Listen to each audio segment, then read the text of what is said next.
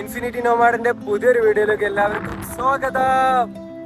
ഞാൻ ഇന്നലെ എവിടെയാണ് ടെന്റ് ഇവിടെ ഞാൻ കാണിച്ചു തരാം.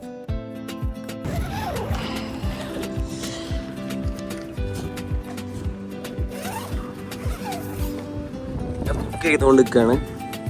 ഓട്സ് ഉണ്ടാക്കിക്കൊണ്ടിരിക്കുകയാണ്. നല്ല കാറ്റിലുകൊണ്ട് ഉള്ളോട്ടേക്ക് വെച്ചത്. ഇതാണ് ഇവിടുത്തെ വ്യൂ. എന്നാലും ഇവിടെ ആരുമില്ല കേട്ടോ.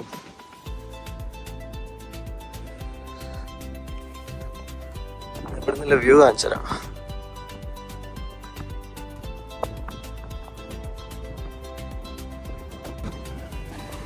ഇതാണ് ഇവിടുത്തെ വ്യൂ. നല്ല മഴ ഉണ്ട് കേട്ടോ. ഇന്നലെ നൈറ്റും ഇന്നിപ്പോ രാവിലെ കുറച്ചു നേരം മഴ ഉണ്ട്. പിന്നെ അല്ല, ഞാൻ ഒറ്റക്കല്ലായിരുന്നു ഇന്നലെ നൈറ്റ്. ഇതിൻ്റെ കൂടെ ഞാൻ ബിസ്ക്കറ്റ് കൊടുത്ത് കുറച്ച് ഓട്സ് ഉണ്ടാക്കി, അതും കൊടുത്ത് ഓട്സ് ഉണ്ടാക്കിയിട്ട് അതും കൂടെ കൊടുക്കണേ. നല്ല ഇഷ്ടമാണ് ഓട്സ്. കുറച്ച് പേര്. അപ്പോൾ ഇന്നലെ ഗോക്കറിനെ വന്ന്, സത്യം പറയുകയാണെങ്കിൽ മഴ ആയതുകൊണ്ടാണോ അറിയില്ല, ഗോക്കറിന് വലിയ രസമല്ല. ബീച്ചസൊക്കെ ഫുള്ള് ചപ്പും ചവറും പ്ലാസ്റ്റിക്കും. ഞാൻ അവരോട് ചോദിച്ചപ്പോൾ, അവിടുത്തെ ലോക്കൽസിനോട് ചോദിച്ചപ്പോൾ അവർ പറഞ്ഞത് മഴ ആയതുകൊണ്ടാണെന്നാ പറഞ്ഞത്. റെഡിക്ക് അറിയത്തില്ല, എന്നാലും കുറച്ച് മെയിൻറ്റെയിൻ ചെയ്യായിരുന്നു. കുറച്ച് മോശമാണ് ഇവിടെ, വലിയ രസമൊന്നുമില്ല, ചപ്പും ചോറൊക്കെ ആയിട്ട്. ഞാൻ അതുകൊണ്ട് കൂടുതൽ എക്സ്പ്ലോർ ചെയ്തില്ല, വീഡിയോ എടുത്തില്ല, ഇഷ്ടമില്ലാത്തതുകൊണ്ട്. ഞാനിപ്പോൾ ഇവിടെ കുക്കിങ്ങും കാര്യങ്ങളൊക്കെ കഴിഞ്ഞിട്ട് നേരെ താഴോട്ട് ഇറങ്ങണം. ചിലപ്പോൾ കാർവാർ അല്ലെങ്കിൽ ഗോവ പിടിക്കുന്നുണ്ട്.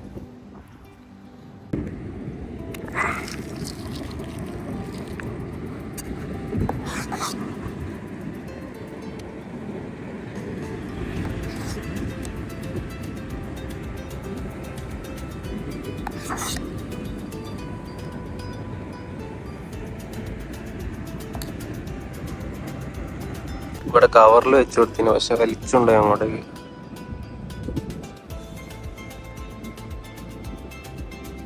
അപ്പൊ ഒക്കെ അങ്ങനെ പാക്ക് ചെയ്ത് കഴിഞ്ഞ് ഇപ്പൊ ഇവിടെ നിന്ന് ഇറങ്ങാം. അവിടെ ഒന്ന് ബായ് പറഞ്ഞു.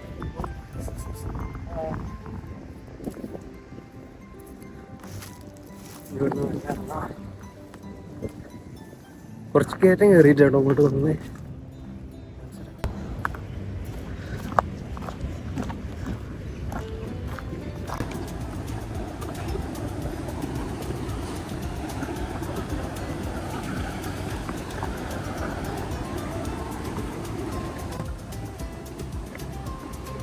ഞാൻ അതിങ്ങനെ കേറിയിട്ടോ വന്നത്. പിന്നാലെ തന്നെ കൂടിയിട്ടത്.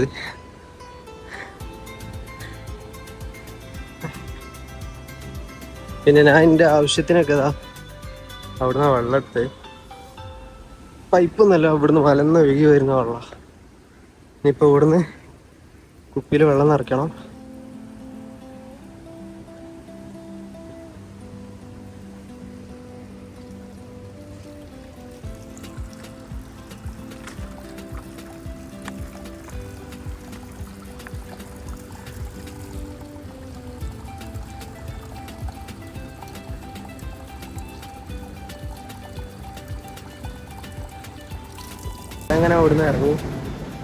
ഞാനങ്ങനെ അവിടുന്ന് ഇറങ്ങി. പിന്നെ നേരെ ചിലപ്പോൾ അന്ന് ഞാൻ ഒരു വില്ലേജ് പോയില്ലേനു, ഉൾകൊണ്ട് വരുന്ന സ്ഥലം.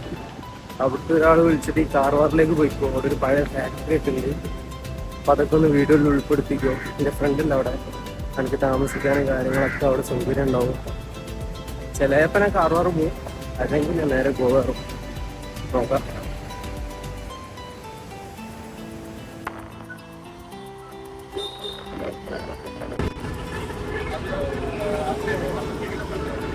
കുറച്ചു ദൂരം ബസ്സിൽ തന്നെയാണ് വന്നത്. കാരണം ചെറിയ ചെറിയ സ്ഥലത്തേക്കാണ് ലിഫ്റ്റ് കിട്ടുന്നത്, അതുകൊണ്ട് പെട്ടെന്ന് എത്തുന്നില്ല. ഞാൻ അവിടെ നേരെ ബസ് പിടിച്ച് അങ്കോൾ പറഞ്ഞ സ്ഥലത്താണ് എത്തുന്നത്. അങ്കോൾ പറഞ്ഞ സ്ഥലത്തല്ലത്. ഇനിയിപ്പോൾ ഇവിടുന്ന് നേരെ കാർവാർ പോകണം, ബാക്കി ആഴ്ചകളെ കാണാം. ഞാൻ അങ്ങനെ വയലൂടെ നടന്നു വരുമ്പോൾ ഏകദേശം നല്ലോണം ക്ഷീണിച്ചിന്. കുറച്ചേരം ഇരുന്നോ, ബാഗ് വെച്ച് വെള്ളം കുടിച്ചു പറഞ്ഞു. ഇതാണ് പുള്ളിക്കാരൻ. My name is ജോൺ ആണ് പേര്, പുള്ളിക്കാരൻ്റെ പേര്. കേരളം എന്നെ ഭയങ്കര ഇഷ്ടമാണ്. ഫുട്ബോൾ പറഞ്ഞാൽ ക്രേസിയാണ്. obviously, yeah. And I think I should have to go. Once I should have to go to Kerala. Keralam ഭയങ്കര ഇഷ്ടമാണ്. ഫുട്ബോൾ കളിക്കാൻ പറ്റിയില്ല because of marriage. Very silent place here. Very silent place. अभी तक कितना आदमी को ये नहीं पता है उधर केरला का सीएम कौन है। कभी क्राइम कभी दिखता ही नहीं, कभी आता ही नहीं मीडिया में। केरला का बहुत एकदम 0.1% ओनली केरला का न्यूज आता है, बाकी न्यूज आता ही नहीं केरला में क्या हो रहा है क्या नहीं हो रहा है, उधर का सीएम कौन है, उधर किसका गवर्नमेंट है, किसी को पता नहीं अभी तक, मुझे खुद नहीं पता है। Sure, sure. और फुटबॉल का तो इधर तक आ गए आपकी बात हो गया मुझसे और ज्यादा है नेपाल से പുള്ളിക്കാരൻ नेपाल നേപ്പാൾ എന്റെ ഡ്രീം പ്ലേസ് ആണ് നേപ്പാൾ അറിയാം, മേഘാൻ അറിയാം. യാത്ര ചെയ്തിട്ട് ഏകദേശം നേപ്പാളിൽ എത്തിക്കഴിഞ്ഞാൽ 1 മാസം 2 മാസം അവിടെ എന്തായാലും സ്റ്റേ ചെയ്യണം എന്നുള്ള രീതിക്ക് നോക്കാം. പുള്ളിക്കാരനെ പരിചയപ്പെട്ടു ബാക്കി കാര്യങ്ങളൊക്കെ. ഇവിടെ ലിഫ്റ്റ് ഇട്ടാ ഒരുപാട് ടൈം കൊടുക്കില്ല കേട്ടോ, പെട്ടെന്ന് കിട്ടുന്നൊന്നുമില്ല. ഇവിടുത്തെ കുറഞ്ഞ ടൈമേ ഉള്ളൂ, 1 മണിക്കൂർ എങ്ങാനേ ഉള്ളൂ, പക്ഷെ എന്നാലും കിട്ടില്ല.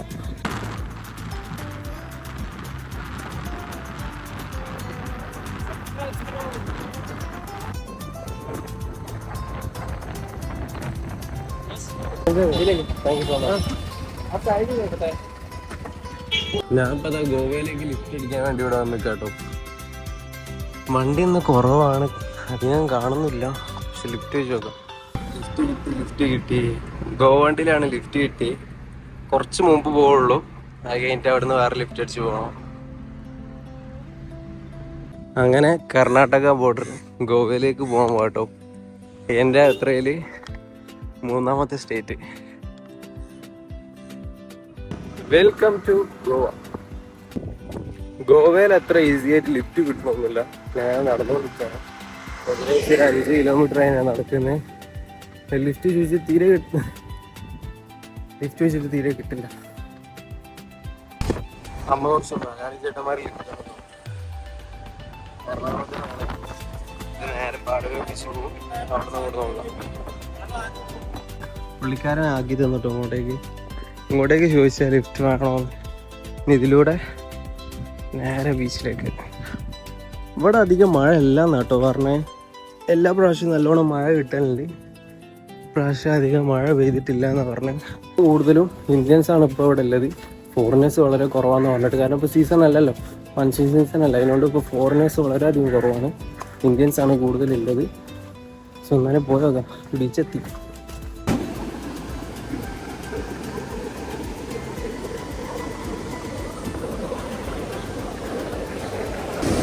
ബീച്ചിൽ തീരെ ആളില്ല,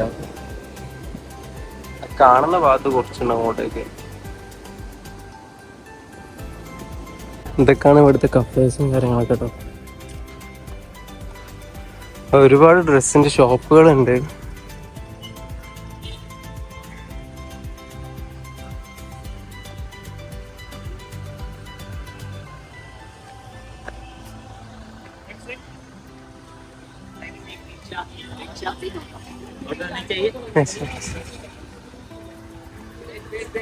ഗോവയില് സായിപ്പായ പിച്ചക്കാരെന്താ, സായിപ്പ് പിച്ചക്കാരൻ. ഇവിടെ ഒരുപാട് കഫേസ് ഒക്കെ ഉണ്ട് കേട്ടോ. ഇവിടുന്ന് ഏകദേശം ഒരു ചെറിയ മീല് ചെറിയ ഫുഡിന് തന്നെ ഏകദേശം 100, 150, 200 പേര്. നല്ല ഫുഡ്, നല്ല പൊട്ടിക്കുന്ന ഇവിടെ. ഏകദേശം പൈസ എടുത്ത് വരാണെങ്കിൽ കുഴപ്പമില്ല, അല്ലാണ്ടൊക്കെ ഇവിടെ വന്നു കഴിഞ്ഞാൽ റെഡിയാവില്ല. ഞാൻ ഒരാളോട് ഫിൽറ്റർ വാട്ടർ ഉണ്ടോയെന്ന് ചോദിച്ചാൽ ആളെനിക്ക് വെള്ളം കൊണ്ടുവന്ന് പൈപ്പിൽ അയാളെ വീട്ടിൽ നിന്ന്. ഞാനങ്ങനെ അവിടുന്ന് പള്ളിയിൽ നിന്ന് ഇറങ്ങി. ഞാനങ്ങനെ അവിടുന്ന് പള്ളിയിൽ നിന്ന് ഇറങ്ങി ചാർജ് ചെയ്ത് കുറച്ച് ഫോൺ ഫുള്ള് ചാർജായി. കുറച്ച് സാധനം മേടിച്ചിട്ടുണ്ട് ഇന്ന് നൈറ്റേക്ക്. ഇന്നത്തെ കുക്കിങ് നൂഡിൽസും കാര്യങ്ങളൊക്കെ ആയിട്ട്. എന്നും ഓട്സ് ഇന്ന് ചെറിയൊരു ചടപ്പ്. അപ്പോൾ ഇന്ന് നൂഡിൽസും കാര്യങ്ങളൊക്കെ ഉണ്ടാക്കി വയ്ക്കണം. പിന്നെ ഇവിടെ ടെൻറ്റ് പിച്ച് ചെയ്യാൻ പറ്റുമോ എന്ന് അറിയില്ല, ചോദിച്ചു നോക്കണം, നോക്കാം. പിന്നെ ഇവിടെ ഉള്ളൊരു അഥവാ ഗോവയിലുള്ളൊരു കൂടുതൽ സംസാരിക്കുന്ന ഭാഷ എന്ന് പറഞ്ഞാൽ കൊങ്ങിണി ലാംഗ്വേജ് ആണ്. അവർക്ക് ഇംഗ്ലീഷ് വെച്ച് നോക്കാം. കൂടുതൽ ടൂറിസ്റ്റൊക്കെ വരുന്നതല്ല, അതിനോണ്ട് അവർക്ക് ഇംഗ്ലീഷ് എന്നല്ല അറിയാം. പിന്നെ ഗോവ എത്തണമെന്നില്ല കൊങ്ങിണി ലാംഗ്വേജ് ഏകദേശം ആവാൻ. കാർവാറിന് മുതൽ ഏകദേശം കേൾക്കുന്നുണ്ട് കൊങ്ങിണി ലാംഗ്വേജ്. എനിക്ക് മനസ്സിലായില്ല, ഞാൻ ആദ്യം വെച്ച് കന്നഡ ആണെന്ന്, പക്ഷെ കന്നഡ എന്തായാലും അല്ല. ഞങ്ങളോട് ചോദിച്ചപ്പോൾ അവർ പറഞ്ഞത് കാർവാർ മുതൽ ഏകദേശം ആ ലാംഗ്വേജ് സ്റ്റാർട്ട് ചെയ്യുന്നുണ്ട്. പിന്നെ ഗോവയിൽ മൊത്തമായിട്ടുണ്ടോ പറയാൻ. ഇനിയിപ്പോൾ ഇവിടുന്ന് ഒരു പള്ളി പോകണം. പള്ളി ഒരു വെള്ളം തീരല്ല, വെള്ളം നിറയ്ക്കാണ്ട് ചാർജ് തീരല്ലേ, ചാർജ് ചെയ്യാണ്ട്. അങ്ങനെയൊക്കെയാണ് ഞാൻ എൻ്റെ ട്രാവലിൽ ഇത്രയൊന്നുമില്ല. ഇങ്ങനെയൊക്കെയാണ് എൻ്റെ ട്രാവലിനെ ഓരോന്ന് വെച്ചിട്ടുള്ളത്.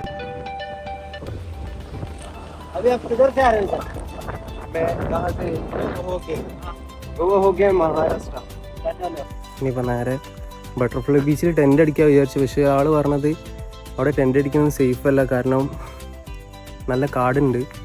ചിലപ്പോൾ അഗുണ്ട ബീച്ചിൽ ഇവിടുന്ന് തൊട്ടടുത്ത് ഒരു മണിക്കൂർ നടക്കാണ്ടാവും. അവിടുന്ന് ആകുമ്പോൾ കുഴപ്പമില്ലായിരുന്നു. ചിലപ്പോൾ ഇത് കണ്ടിട്ട് അഗുണ്ട ബീച്ചിൽ പോവും, അതല്ലെങ്കിൽ അവിടെ തന്നെ ടെൻ്റ്. സത്യം പറയുകയാണെന്നുണ്ടെങ്കിൽ ചത്ത് 1 2 പോയിക്കൊണ്ട് തന്നെ നിൽക്കുന്നത്. ഞാൻ ചത്ത്.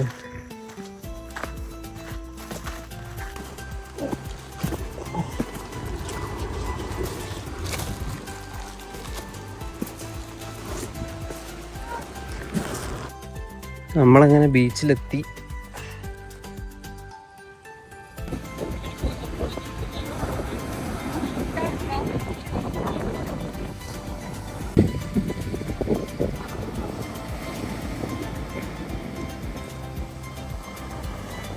സത്യം പറയുകയാണെന്നുണ്ടെങ്കിൽ ഞാൻ ഞാനെല്ലാം പ്രതീക്ഷിച്ചു. അതുപോലെ ബ്ലൂഷായിട്ടുള്ളത് കാണാൻ നല്ല ഭംഗിയുണ്ടാവും. പക്ഷേ മഴക്കാലമായതുകൊണ്ട് ഏത് ബീച്ചിൽ ഇപ്പോൾ തന്നെ അല്ല, ഏത് ബീച്ച് തന്നെ ആണെങ്കിലും ഫുള്ള് ഡിസപ്പോയിൻ്റ്. നേരെ അഗുണ്ട ബീച്ചിൽ പോയിട്ട് ടെൻ്റ് അടിക്കണ്ടായിരുന്നു. കാരണം ഇവിടുന്ന് ടെൻ്റ് അടിക്കാൻ അലൗഡ് ചെയ്യുന്നില്ല.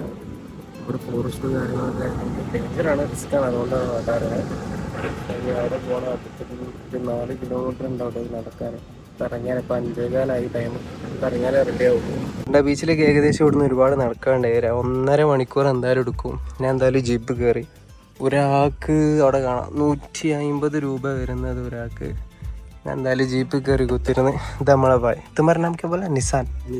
Nissan from Himachal, right? Himachal ഞാൻ ആദ്യം കണ്ടപ്പോൾ വിചാരിച്ചു ഇവിടുത്തെ ഗോവയിലെ ആളാണെന്ന്. പക്ഷെ അല്ല, ഹിമാചലിലുള്ള ആളാണ്. അപ്പം എന്തായാലും ഇവിടുന്ന് അങ്ങനെ പോവാം. ഞാനങ്ങനെ ടെൻ്റൊക്കെ അടിച്ചിട്ടു. ബീച്ചിൻ്റെ തൊട്ടടുത്തായിട്ട് ടെൻ്റ് അടിച്ച്.